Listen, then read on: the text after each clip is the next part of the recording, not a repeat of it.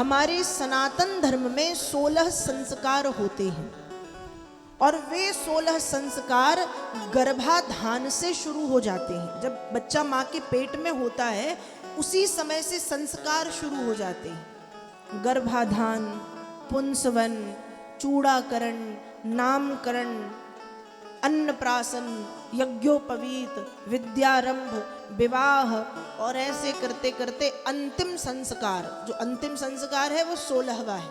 16 संस्कार होते हैं। तो उन 16 संस्कारों में जो सभी संस्कार बड़े अपने अपने में प्रमुख हैं, नामकरण संस्कार भी बड़ा महत्वपूर्ण है। और राजा दशरथ जी ने गुरु वशिष्ठ जी को बुलवाया है कि हे गुरुदेव, आप हमारे पुत्रों का नामकरण संस्कार करवा दीजिए। अब राजा दशरथ कोई साधारण व्यक्तित्व तो था नहीं कि कोई साधारण व्यक्ति थे कि ऐसे ही थे। वो चाहते तो खुद नाम रखते, पढ़े लिखे थे, ज्ञानी थे, विद्वान थे, सम्राट थे, चक्रवर्ती थे, लेकिन गुरुजी को बुलाया है कि प्रभु आप नाम रखिए। क्यों? जब गुरुजनों के द्वारा बालक या बालिका का नामकरण संस्कार कराया जाता था पूर्व समय में, तो वो कुछ भी ऐसे नाम नहीं रखते थे। वो बालक और बालिका के शरीर की रचना को देखते थे, उनकी नेत्रों को, उनकी नासिका को, उनके कपोल को, उनके अधरों को, उनके चेहरे के तेज को, उनके शरीर की बनावट को, उनकी दिव्यता, भव्यता, आभा को देख करके जो नाम भी देते थे, वैसे गुण उस संतान में स्वतः ही उत्पन्न हो जाते थे। इसलिए नामकरण संस्कार के लिए किसे बुलाया है? वशिष्ठ जी को। और नामकरण संस्कार किया है वशिष्ठ जी ने। गोस्वामी जी मानस में लिख रहे हैं, नामकरण कर अवसर जानी, भूप बोली पठयेउ मुनि ज्ञानी। गोस्वामी जी मानस में लिखते हैं, जो आनंद सिंधु सुख राशि, सी करते त्रैलोक सुपासी, सो सुख धाम राम वस नामा, अखिल लोक दायक विश्रामा। राम सिया राम, सिया राम, जय जय राम, सिया राम, सिया राम, जय जय राम। विश्व भरण पोषण कर जोई, ताकर नाम भरत अस होई। राम सिया राम, सिया राम, जय जय राम। राम सिया राम, सिया राम, जय जय राम। जाके सुमिरन तेरी पुनासा, नाम शत्रुघ्न वेद प्रकाशा। राम सिया राम, सिया राम, जय जय राम।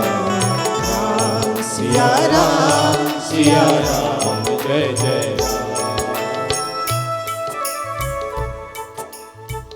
नामकरण संस्कार हुआ। लक्षण धाम राम प्रिय, सकल जगत आधार, गुरु वशिष्ठ तेहि राखा, लक्ष्मण नाम उदार। नामकरण संस्कार हुआ है। किसका? चारों भाइयों का।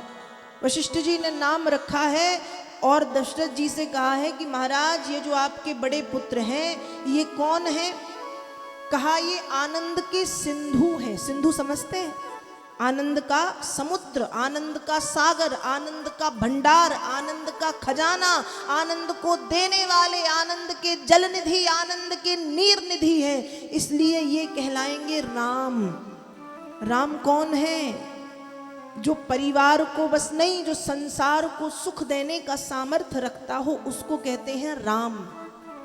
ये आपके बड़े पुत्र हैं, ये राम कहलाएंगे। और ये जो आपके दूसरे बेटे हैं कैकेयी के पुत्र। विश्व भरण पोषण कर जोई, ताकर नाम भरत अस होई। संसार का पालन और पोषण करने के कारण ये भरत कहलाएंगे।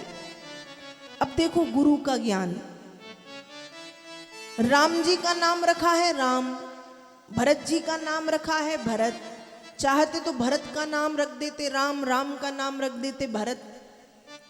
क्यों? जब देखा तो देखते ही समझ गए कि राम कौन है जो सुख देंगे और भरत कौन है जो भरण और पोषण करेंगे। अब भरण पोषण कौन करता है? किसी देश का पालन पोषण भरण पोषण कौन करता है? राजा करता है ना। राजा होता है किसी देश का भरण पोषण पालन पोषण करने वाला। तो गुरुदेव जानते हैं कि राम भरण पोषण करने के लिए नहीं आए, राम तो सुख देने के लिए आए हैं। यदि राम भरण पोषण करने लगे तो संसार को सुख कौन देगा? राम कौन है? सुख देने वाले।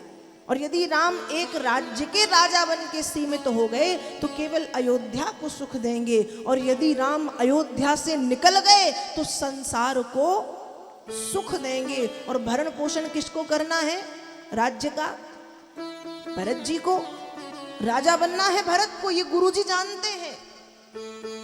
वो बाद में भरत जी की महानता है कि इतना बड़ा अयोध्या का वैभव प्राप्त होने के बाद भी उसको तिनके की तरह त्याग दिया कि मुझे ऐसे वैभव की जरूरत नहीं जहां मेरे राम जी ना हो। वो भरत की महानता है, वो भरत की विशेषता थी। लेकिन भरत तो राजा बनाए जा चुके थे। तो धन्य है गुरु वशिष्ठ जिन्होंने स्वरूप देख के नाम रख दिया कि ये भरत है। क्यों? क्योंकि ये भरण पोषण करने आया है, अयोध्या का पालन पोषण इसी को करना है। और ये राम है क्योंकि ये सुख देने आए हैं, और केवल अयोध्या को नहीं, ये संसार को सुख देने के लिए आए हैं, इसलिए ये राम है। राम भरत। फिर ये जो तीसरे पुत्र हैं, इनके नाम का जो स्मरण करेंगे उनके शत्रु भाग जाएंगे।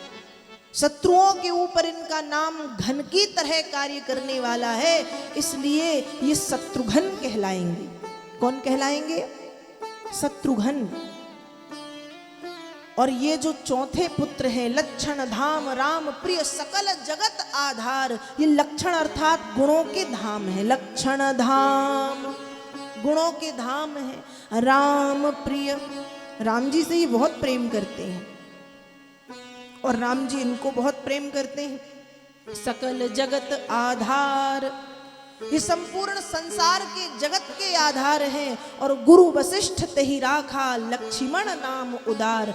राम जी के चरणों की सेवा ही इनके जीवन का लक्ष्य है, और ये अपने उस लक्ष्य पर अडिग होकर के चलेंगे, इसलिए इनका नाम है लक्ष्मण। नाम रखे हैं राम, भरत, शत्रुघ्न और लक्ष्मण। और गोस्वामी जी मानस में लिख रहे, धरे नाम गुरु हृदय विचारी, वेद तत्व नृप तब सुत चार। गुरुदेव ने हृदय में विचार के, सोच के, समझ के, बहुत चिंतन करके जब नाम रखे तो अंत में यही कहा कि महाराज आपके यहाँ 4 पुत्रों के रूप में मानो 4 वेद पधारे हैं। वेद तत्व नृप तब सुत चारी। आपके 4 पुत्र नहीं, आपके यहाँ वेद स्वयं पुत्र बन करके आए हैं।